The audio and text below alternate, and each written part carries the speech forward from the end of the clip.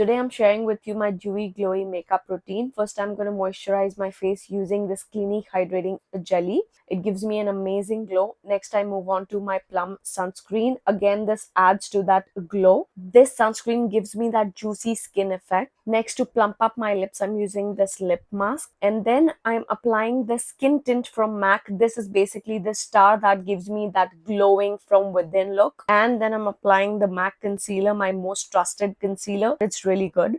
And then I'm going to contour my entire face. So this is basically like a bronzy, glowy skin makeup look. I'm going to contour my face. As you can see, the technique, I'm contouring my nose. And then I love using this cheek tint, which gives me that flush of color from, within. Like I'm glowing from within. I really like that. And I do a monochromatic look. Then I love this mascara. I top it up with that. And I like to add a little sparkle to my eyes. Do my eyebrows with my favorite Benefit pomade. Brush it out.